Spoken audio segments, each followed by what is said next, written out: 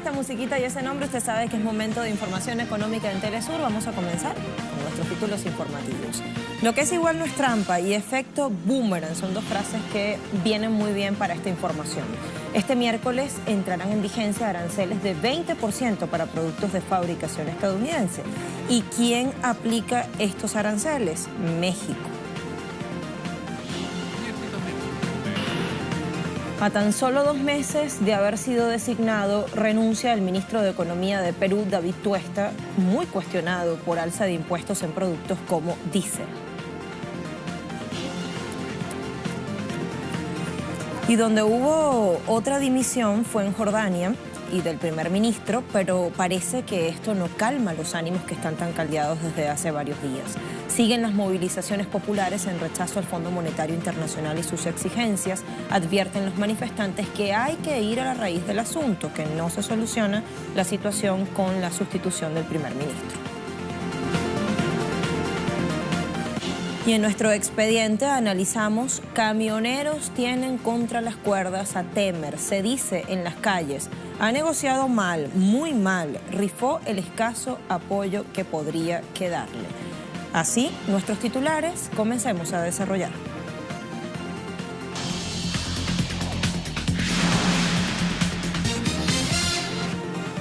Lo que es igual no es trampa, efecto boomerang, pagar con la misma moneda, son frases que resumen esta información con la cual comenzamos. A partir de este miércoles entran en vigencia los aranceles de 20% que México ha decidido imponer específicamente a la carne de pierna y a la paleta de cerdo procedente de Estados Unidos.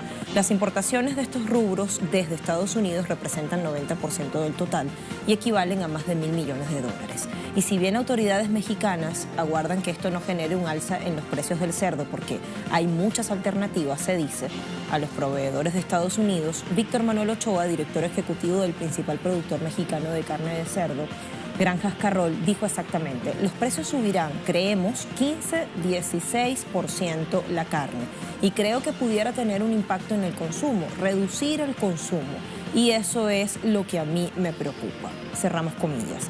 El gobierno mexicano también recurrió a la Organización Mundial del Comercio para impugnar la aplicación de aranceles de 25% para importaciones de acero y de 10 puntos porcentuales en el caso de aluminio que fijó el gobierno de Estados Unidos. La Secretaría de Economía mexicana informó que el proceso inició como una solución de controversias. Decíamos, efecto boomerang, ¿por qué? ¿Quién pierde realmente con esta guerra comercial que pretende instaurar Estados Unidos en el mundo? Bueno, hay distintos analistas financieros que responden y que alertan que serán miles de estadounidenses, es decir, de la gente de a pie, del pueblo, que quedarán sin sus empleos producto de esta decisión de la administración Trump contra acero y aluminio procedente de México, Canadá y algunos países de Europa. Si bien los aranceles del 25% contra el acero y 10% contra el aluminio que impuso Estados Unidos contra la Unión Europea, Canadá y México podrían proteger algunos puestos de trabajo de la industria siderúrgica, son más los que se perderán porque la industria que fabrica artefactos o maquinarias con acero importado, como es el caso de los automóviles, emplean más personas. Los empleadores de otras industrias van a tener que pagar más por su materia prima, con lo cual sus productos serán más costosos y menos competitivos. Y eso los obligará a recortar puestos de trabajo, estimaron algunos economistas y gerentes industriales. En marzo pasado, cuando Trump anunció la imposición de aranceles contra los metales provenientes de todas partes del mundo, Trade Partnership, un grupo consultor económico, hizo un estudio y llegó a la conclusión de que Estados Unidos perdería 5 puestos de trabajo por cada uno que se salve con las tarifas del magnate. En total, serían 146.000 empleos perdidos. En la actualidad, ese número se multiplicará porque ahora son solo Australia, Argentina, Brasil y Corea del Sur los que estarán eximidos. Laura Baumann, presidenta de Trade Partnership, destaca: lo más alarmante ahora es que las importaciones de Canadá y México también se verán afectadas, incrementando el impacto sobre el consumidor y el empleo más allá de lo que estimamos en marzo pasado. Otros que se verán afectados son los consumidores estadounidenses. El acero y el aluminio están presentes en multitud de productos y servicios. Analistas aseguran que los ciudadanos ya están siendo testigos del aumento de ciertos rubros, consecuencia directa de los propios aranceles de Washington. Bueno, ¿qué sigue? Este lunes en Perú el presidente Martín Vizcarra confirmó la renuncia del ministro de Economía David Tuesta en medio de las fuertes críticas y de los cuestionamientos que recibió su nuevo gobierno por el alza de los impuestos de algunos productos, en especial diésel. En un mensaje transmitido a la Nación, Vizcarra no reveló quién será el sucesor en la cartera económica, pero sí dijo que esta renuncia hace parte de un cambio de política con el cual pretende elevar la inversión a partir del cobro de deudas por impuestos de las grandes empresas. Sin embargo, el descontento en lo interno crece exponencialmente justo en tiempos en los cuales el gobierno enfrenta distintas protestas por alza de impuestos y llamados a paralizaciones del principal gremio de transportistas de carga y pasajeros que planifican iniciar este martes una huelga para exigir una devolución del impuesto y una rebaja en las tarifas de peajes, pero que fue suspendida tras haber llegado a un acuerdo en los impuestos al diésel con el Ejecutivo Nacional. Y también este lunes, pero en Cuba, se llevó a cabo un importante encuentro entre ejecutivos de Google, el senador estadounidense Jeff Flake y autoridades de la mayor de las Antillas. Juntos evaluaron el estado de las relaciones Cuba-Estados Unidos y las posibilidades de que exista un mayor acercamiento comercial. El encuentro contó incluso con la participación del presidente del Consejo de Estados y de Ministros de Cuba, Miguel Díaz-Canel, y el canciller Bruno Rodríguez Parrilla.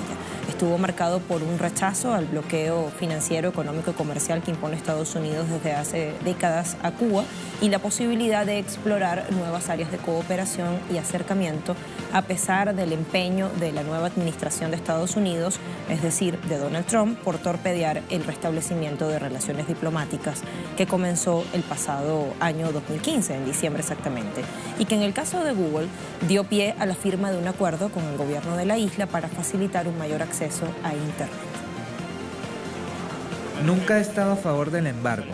He estado a favor de las relaciones normales entre los dos países. Creo que eso beneficia a ambos. Me complace ver que los viajes aumentaron, sin duda, particularmente en el periodo de 2014 hasta 2016. Tuvimos algunos reveses recientemente, pero tengo la esperanza de que podamos superar estos reveses y ver un mayor número de viajes, una mayor participación y acuerdos comerciales. He sido un defensor de que las empresas estadounidenses obtengan las licencias para operar en Cuba. Muchos los han hecho y creo ciertamente que los ha beneficiado y al pueblo cubano también.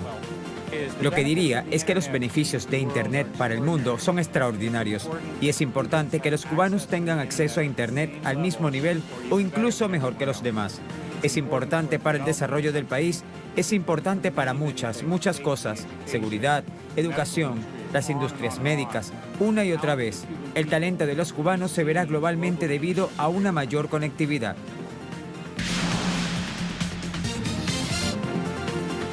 Y en 2017, la estatal Yacimientos Petrolíferos Fiscales Bolivianos, YPFB, generó utilidades por más de 236 millones de dólares. Esto hace parte de los efectos de la nacionalización, que inició en 2017, que se concretó en ese año. La estatal Yacimientos Petrolíferos Fiscales Bolivianos, junto a las subsidiarias, dio un salto cuantitativo y generó utilidades netas por 263 millones de dólares. En lo que tiene que ver con ingresos de comercialización de hidrocarburos, estos se distribuyeron 1.861 millones en regalías. Serán destinados a obras de desarrollo en las gobernaciones, municipios y universidades. Además, se consolida Bolivia como el primer país en la región en exportar gas licuado de petróleo. Estos resultados obedecen a la priorización de proyectos de inversión en exploración, además de la optimización de la producción. Y como vemos, la resulta general del interés gubernamental de recuperar los recursos y las empresas estratégicas del país.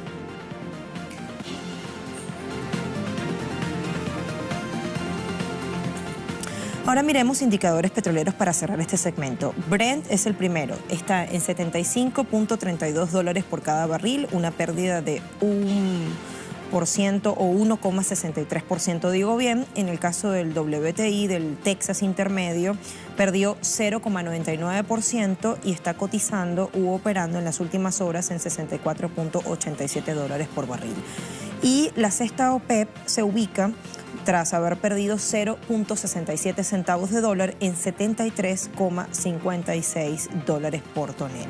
Habiendo visto estos indicadores, nos vamos a nuestra primera pausa y a la vuelta tenemos imágenes para anticipar lo que está ocurriendo en Jordania.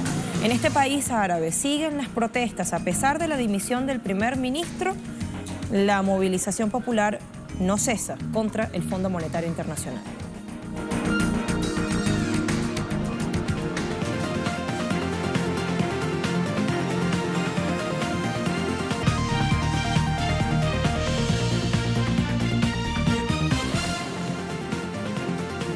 Desde Pretoria, Grupo BRICS lanza un mensaje muy claro contra el unilateralismo y el proteccionismo que pretende imponerse desde uno de los polos del mundo. En la reunión preparatoria a la cual asistieron ministros de Relaciones Exteriores de los países integrantes, Brasil, Rusia, India, China y Sudáfrica, es decir, recordaron la importancia de una economía inclusiva y abierta que permita a todos los países salvaguardar los intereses comunes y los espacios de desarrollo compartido. Abogan por la existencia de un sistema multilateral de comercio sobre bases establecidas, transparente y no discriminatorio. Estos serán parte de los asuntos que estarán incluidos en la agenda a discutir por los jefes de Estado y de Gobierno del Grupo BRICS, que se darán cita del 25 al 27 de julio en Johannesburgo. Los países BRICS también serán el enlace que conectará los 5 continentes para intercambio entre civilizaciones, incluido el progreso. Mantendremos un enfoque centrado en las personas de todos los intercambios culturales. Acercaremos a nuestros pueblos e influiremos en el entendimiento mutuo y la amistad. Crearemos un apoyo popular para la cooperación BRICS. Resultados de la tercera ronda de conversaciones comerciales recientemente concluida entre China y Estados Unidos podrían satisfacer de mejor manera las necesidades de los consumidores chinos, quienes han mostrado una creciente demanda de productos importados. Si bien Beijing deja claro que los detalles de importación todavía tienen que ser confirmados y resueltos, es muy probable que los consumidores chinos vean en sus vidas cotidianas más bienes importados, incluyendo aquellos que son de fabricación estadounidense. Recordemos que en la última ronda de negociaciones comerciales, China dijo que aumentará las importaciones de bienes de Estados Unidos y otros países, incluyendo productos de agricultura y energía. Los chinos dan la bienvenida a esos productos importados que no solo son populares para los consumidores de las grandes ciudades, sino también para los más pequeños y quienes habitan en zonas rurales. Volví a mi ciudad natal recientemente y descubrí que había áreas dedicadas para productos importados en muchas tiendas. Tenemos diferentes niveles de consumo y valores de la generación de nuestros padres. Pueden preferir los supermercados normales, pero estamos buscando niveles de vida más altos y mejores productos. Bueno, y las protestas en las principales ciudades de Jordania parece que no se van a detener, a juzgar por lo que hemos visto en las últimas horas, muy a pesar de la dimisión forzada del primer ministro Hani Mulki este lunes. Miles de personas siguieron congregadas en Amán, en la capital, extendiéndose la protesta a lo largo del territorio jordano. Ya son 5 días consecutivos. Se reclama el alza impositiva respaldada por el Fondo Monetario Internacional o exigida por esta organización financiera internacional. Es uno de los principales puntos de honor, dicen los manifestantes, quienes además expresan no confiar en que las cosas vayan a cambiar considerablemente a pesar de la dimisión forzada del primer ministro. De hecho, más temprano, al momento de conocerse su renuncia, residentes de Amán ya manifestaban su profundo descontento porque explican: no se trata de una sustitución de un alto cargo, hay que ir a la raíz del asunto, es decir, mirar en detalle la situación económica y sobre todo los recortes que está imponiendo el Fondo Monetario Internacional. En definitiva, son movilizaciones, son congregaciones multitudinarias contra el FMI. Sin dudas, esto se hizo en respuesta a la demanda de los manifestantes. Pero no se trata de la sustitución. En nuestro país, el respaldo no importa. Es decir, el que vendrá después de Al-Mulki es Al-Razaz. ¿Qué puede hacer? ¿Cuál es su programa? ¿Qué va a hacer? No hay estabilidad interna en nuestro país. Creo que la nueva nominación no tendrá ningún efecto significativo. Sin un cambio fundamental y cualitativo, el efecto será débil. Si no hay una solución fundamental para la situación económica del país, sea quien sea, Al-Mulki o cualquier otra persona, los problemas persistirán. La situación económica en el país necesita una solución fundamental. Deberíamos buscar otras fuentes para revivir el país además del petróleo. Y deberíamos tratar con aquellos que roban dinero y deberíamos encontrar una solución fundamental para el país. Hacemos nuestra última pausa y nos preparamos para, en este lado del estudio, hablar de nuestro expediente económico. Hay un sector que particularmente tiene en este momento al gobierno ilegítimo de Temer contra las cuerdas. ¿De cuál se trata? ¿Qué están exigiendo? ¿Cómo está la situación? Lo miramos al regreso.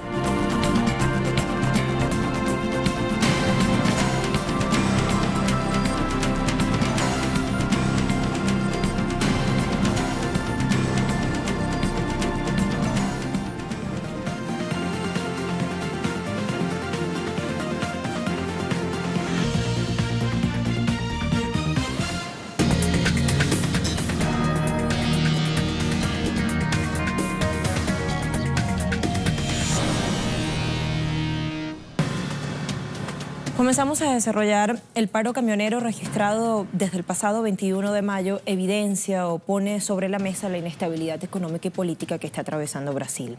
El caos que ha generado esta situación pone sin duda contra las cuerdas a Michel Temer. Una encuesta hecha por Datafolha reveló que 87% de los brasileños respalda decididamente al movimiento de los camioneros. Este aval, dice, más aún si se toma en consideración que más de la mitad de los consultados admite sufrir las consecuencias de la paralización del transporte. 96% declara que Temer ha negociado mal, muy mal. Según algunos columnistas de medios brasileños, el presidente rifó el escaso apoyo que aún le restaba. La culpa, dicen todos en las calles, allí sí que hay coincidencia, es de Temer, del gobierno ilegítimo. La insatisfacción y el hartazgo se hicieron sentir una vez más en Brasil.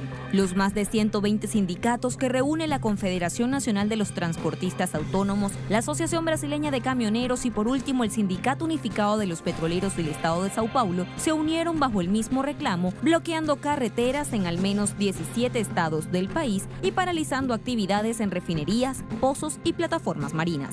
En el centro de los reclamos de transportistas y petroleros está la política de precios del gigante estatal Petrobras, que reajusta constantemente las tarifas de los combustibles, especialmente gas de cocina, gasolina y diésel, de acuerdo a las oscilaciones del mercado internacional del petróleo y la variación del tipo de cambio. Esa política que entró en vigor a mediados de 2017 buscando agradar a los accionistas privados, resarcir sus finanzas y recuperar su credibilidad tras verse en el centro del mayor escándalo de corrupción de la historia de Brasil, condujo a un aumento constante de los precios en el mercado interno. Desde entonces, el diésel usado por los camioneros acumula un aumento de 56%. En lo que va del año, la suma ya fue del 8%, empujada en parte por la devaluación del real, pero con una inflación mucho menor, de 0,92%. La desproporción ha sido enorme. Solo en mayo, el precio de la nafta subió un 12% y el precio del diésel un 9,3%, según los cálculos de la Agencia Brasil. El 60% del transporte de cargas del país se hace con camiones, de modo que al parar los camioneros y cortar las rutas, paró el país. Y el gobierno se tambaleó una vez más. Temer primero trató de negociar con los empresarios y algunos sindicatos, pero no lo alcanzó. Al ver que el acuerdo con algunos dirigentes no desalojaba las rutas, Temer amenazó con desalojarlas por la fuerza y anunció que enviaría el ejército. Pero la amenaza no funcionó y tratar de cumplirla sería peor. Así que el gobierno empezó a ceder hasta aceptar parte de los reclamos de los huelguistas. El primer reclamo de los conductores de camiones: el precio del diésel se reducirá en 46 centavos por litro, de modo que cada camionero siente este efecto exactamente en el momento que llena su tanque. Exactamente ese resultado na hora de encher o tanque. Así, Temer anunció la reducción en 13% del precio del gasoil durante 60 días y reajustes mensuales y no diarios en el precio a partir de agosto. Informó que la disminución en el precio del diésel se realizará mediante subsidios que le costarían alrededor de 9.500 millones de reales, es decir, 2.638,9 millones de dólares al Estado hasta el final de 2018. Incluyó también la tarifa cero en peajes para camiones vacíos. Aunque aún no se han precisado las medidas que adoptará el gobierno para asumir ese costo que supone la reducción de precios, analistas locales temen que sean de carácter tributario, lo que significaría un aumento en los impuestos que podría además elevar los niveles de inflación y estancar la economía a 4 meses de las elecciones generales que se realizarán en octubre próximo en Brasil. Al anuncio de Temer se sumó la renuncia del presidente de Petrobras, Pedro Parente, y acto seguido la designación de su sucesor, el exdirector financiero de la estatal, Iván Monteiro. Pese a esta movida de piezas, los transportistas y petroleros aún no ven reivindicados sus derechos y argumentan que estos anuncios no cambian la política de precios de Petrobras. Reclaman el fin de las importaciones de derivados del petróleo y fijan posición contra el desmantelamiento de la empresa, que es estratégica para la nación. ¿Y de qué forma se ve impactada la economía brasileña por esta situación? Bueno, las exportaciones cayeron y con ellas las previsiones de crecimiento del PIB del Brasil. El Ministerio de Industria y Comercio advirtió que las exportaciones cayeron 36% en las 3 primeras semanas del mes de mayo. Antes de la huelga, la media diaria de exportaciones era de 1.060 millones de dólares. No obstante, a partir del 21 de mayo, cuando comenzaron las paralizaciones de los camioneros, Brasil pasó a exportar una media de 678 millones de dólares por día útil. Los sectores más afectados fueron los de bienes manufacturados, con una caída del 46%, los productos semifacturados con un 3% y los productos básicos con una caída de 31%. Adicionalmente, el Instituto Brasileño de Geografía y Estadística anunció que el PIB avanzó 0,4% en el primer trimestre con respecto al último trimestre de 2017, con un ritmo de expansión inferior al previsto. Con ello indicó que la recuperación de la economía perdió intensidad en los últimos meses. Esto llevó a que el Ministerio de Planificación revisara la previsión de crecimiento del 3% al 2,5%. Pero el presidente Michel Temer fue más allá y admitió en un discurso ante empresarios que la economía podría expandirse apenas entre un 2,5 y un 2% este 2018. Esta desaceleración recibió un sacudón adicional con la huelga de camioneros que se complicó con la del sector petrolero. La nueva proyección para la expansión del PIB de Brasil este año se situó 0,52 puntos porcentuales por debajo de la prevista hace 4 semanas, cuando se esperaba un crecimiento económico del 2,70% para este año, según la nueva edición del sondeo que el Banco Central realiza semanalmente entre un centenar de economistas de bancos e instituciones financieras. Asimismo, la incertidumbre por las elecciones presidenciales de octubre, en las que el favorito es Luis Ignacio Lula da Silva, quien está en prisión, también afectan al pronóstico de desempeño del gigante suramericano, que no logra despegar tras 2 años de caída libre. 2014 a 2016 el PIB se contrajo 7% y en el 2017 hubo un crecimiento ralentizado. Bueno, rápidamente a modo de conclusión para que esta idea no se nos quede en el aire. La indignación de los conductores se suma a ese descontento social tan marcado que presiona al gobierno de Temer antes de las elecciones generales de octubre, para las cuales el mandatario ha renunciado a su candidatura y ha lanzado en cambio a su exministro de Hacienda, Enrique Meireles, como aspirante principal. Y en las que Lula sigue figurando como principal líder, como el primero en intención de voto y además como alternativa de un proyecto de país, sobre todo en materia económica, que viene implementando en los últimos 2 años, que ya demostró capacidad de ser más justa y más eficiente en lo que tiene que ver con el crecimiento económico y con la distribución de eso que ingresa o que ingresaría el fisco de allí en más. Así terminamos nuestro expediente económico y por ende nuestro impacto. Gracias por acompañarnos. Sigan en sintonía de Telesur. Les veo luego.